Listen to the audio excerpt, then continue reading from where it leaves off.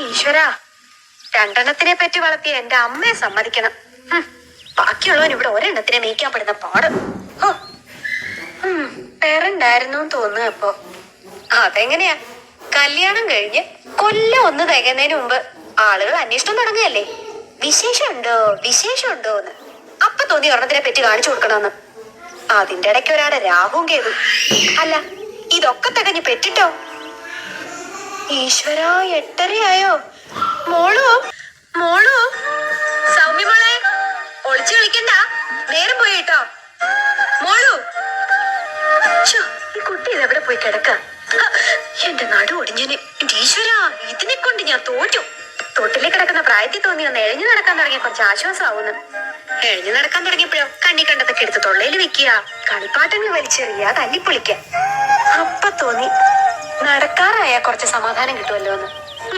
എവിടെ, ഇപ്പൊ നടക്കുന്നിടത്തുനിന്ന് സ്കൂളിലേക്ക് ഓടാൻ തുടങ്ങിയപ്പോ ഉള്ള സമാധാനം കൂടി ഇല്ലാണ്ടായി. മോളു, ബിസ്മില്ലാഹിർ റഹ്മാനിർ റഹീം.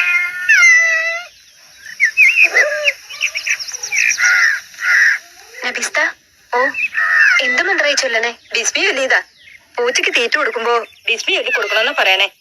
ഇല്ലെങ്കിൽ പൂച്ച പടച്ചനോട് കള്ളം പറയുമ്പോ സാക്ഷി പറയാൻ ആരും ഉണ്ടാകല. പൂച്ച കള്ളം പറയേ? ആ, പരലോകത്ത് ചെല്ലുമ്പോ പടച്ചും പൂച്ചയോട് ചോദിക്കും, നിന്റെ വീട്ടുകാർ നിനക്ക് വല്ലതും തിന്നാൻ തന്നോന്ന്.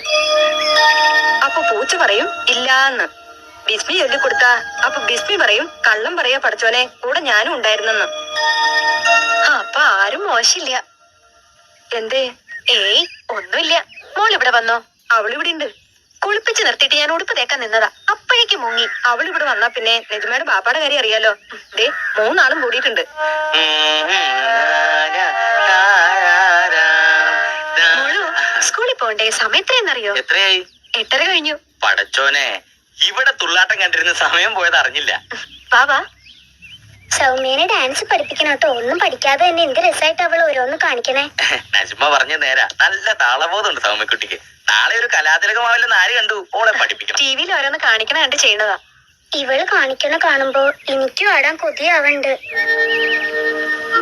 സമയം പോയി, പോട്ടെ. ദേ, അച്ഛനിത് കേട്ടോ? മോൾക്കേ കലാതിലകം ആകണമെന്ന്. എന്തു പറ്റി? വാച്ച് വല്ലാണ്ട് ഫാസ്റ്റ് ആയിട്ട് ഓടണ്ടോന്നൊരു സംശയം. എങ്ങനെ ഓടാണ്ടിരിക്ക? വൈകുണ്ഠത്തിൽ ഇരുന്ന് ഇതിന്റെ ഉടമസ്ഥൻ അങ്ങോട്ട് വിളിക്കുന്നുണ്ടാവേ.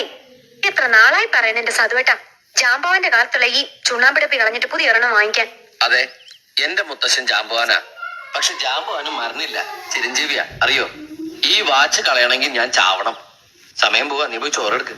ഇന്ന് വരുന്ന ദിവസ കുമാരേട്ടന്റെ കടയിൽ നിന്ന് തേങ്ങ മേടിച്ച് അമ്പലത്തിൽ കൊടുത്ത് തലക്കൊഴിഞ്ഞ് മേടിച്ചിട്ടുള്ള സ്കൂളിലെത്താൻ. അപ്പൊ തേങ്ങ ഉടക്കൽ ഇപ്പോഴും ഉണ്ടോ? ഇത് വരുന്നതിന്റെ സ്പെഷ്യലാ. അല്ല, നീ നേരത്തെ എന്തോ പറഞ്ഞല്ലോ, വാച്ച് പുതിയ മേടിക്കുന്ന കാര്യം. അതല്ല, ഇങ്ങോട്ട് കേറി വന്നപ്പോ മോട്ടായിരുന്നു. അതോ, അവക്ക് കലാതിലകം ആവണമെന്ന്. ആ, ഇനി അതിന്റെ കുറവും കൂടി ഉള്ളൂ. നീ ഓരോന്ന് പറഞ്ഞെന്റെ തലേ കെട്ടിക്കോ. മോള് കലാതിലകമൊന്നും ആവണ്ട. പിന്നെ അച്ഛൻ പോയിട്ട് വേറെ കുട്ടികളുടെ അച്ഛനമ്മമാരായിട്ട് വഴക്കുണ്ടാക്കണം, ജഡ്ജിമാരെ സ്വാധീനിക്കണം, അതൊന്നും വേണം. ആ, മോള് വേണമെങ്കിൽ അമ്മയുടെ അടുത്തുനിന്ന് കുറച്ച് ഡാൻസ് പഠിച്ചോ. അമ്മയുടെ ഡാൻസ് കണ്ടില്ലേ അച്ഛൻ വീണത്? എന്നിട്ട് വല്ലതും പറ്റോ അച്ഛാ? പറ്റിയത് അച്ഛനല്ല, അമ്മയ്ക്കാ. എന്നെ എപ്പോഴാ അച്ഛാ ഡാൻസ് പഠിപ്പിക്കണേ? അച്ഛനെല്ലാം പഠിപ്പിക്കാം. കഴിഞ്ഞില്ലേടി ഇതുവരെ? ചോറൊന്ന് വെന്ത് കിട്ടണ്ടേ? വേവ് കൂടുതലുള്ള അരിയ. എപ്പോ അടുപ്പത്തിട്ടാന്നറിയോ? മോളെവിടെ? അവള് TV ആണ്. മീനക്കൂർ എത്തിയിട്ടില്ലേ? നന്നായി. അച്ഛനെ കൊണ്ട് ഞാൻ അനുഭവിക്കുന്നതൊന്നും പോരായിരിക്കും. അതിനിപ്പോ നിനക്കെന്താ പറ്റിയേ? പറ്റിയതിനി പറഞ്ഞിട്ട് എന്താ കാര്യം? നല്ല ജീൻസും ചെത്ത് ഷർട്ടും കൂളിംഗ് ഗ്ലാസും ഒക്കെ ഇട്ട് എത്ര അടിപൊളി ചെക്കന്മാരെ എന്റെ പുറകെ ബൈക്കിൽ നടന്നേന്നറിയോ? എന്നിട്ട് ഞാൻ വീണതോ ദേ ഹാങ്ങറിൽ ഷർട്ടും തൂക്കി നടക്കുന്ന സദാനന്ദന്റെ മുന്നില്.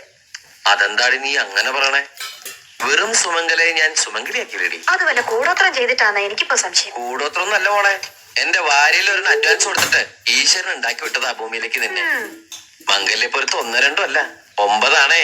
ആ പിന്നെ ഈ ആഴ്ച നിനക്ക് നല്ലതാ, എനിക്ക് അത്ര പോരാ. വരുമാനം കൊണ്ട് ചെലവ് നടക്കും, നല്ല കാലത്ത് ഗുണം ചെയ്യും, സ്വിച്ച് ഇട്ടാ ലൈറ്റ് കത്തും എന്നൊക്കെയല്ലേ? കളിയാക്കലൊക്കെ പിന്നെ. ഇന്നേ വരുന്ന ദിവസാ. നീ പോയി ശകലം നിന്നേ, പിഴച്ചു കഴിഞ്ഞാൽ എല്ലാം തീർന്നു. എന്താ ഈ പശു ഇങ്ങനെ കയറണേ? കഴിഞ്ഞ ആഴ്ച ഏലസ് പണിക്കരെ കൊണ്ട് മന്ത്രിച്ച് കെട്ടിച്ചാണല്ലോ. ഈ കരച്ചിൽ ഏലസ് കെട്ടിയിട്ടൊന്നും കാര്യമില്ല. അതെന്താ? അതെന്ത് പറഞ്ഞ കരയണെന്നറിയോ? I love you. അടുത്തതിന് സമയായി. എന്നിട്ട് നീ എന്താ കരയാത്തെ?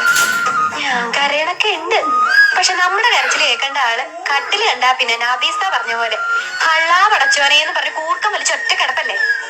എന്നാ അങ്ങനെ കിടക്കുമ്പോ ഈ പശുവിനെ പറഞ്ഞൂടെ ഉറങ്ങണ്ടാന്ന്? വേണ്ട വേണ്ട, ശകുനം മുടക്കണ്ട.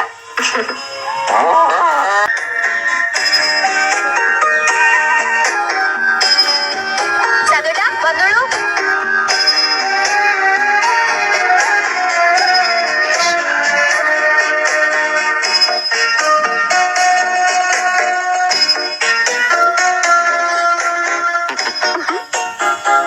പിന്നെ നശിപ്പിച്ചു.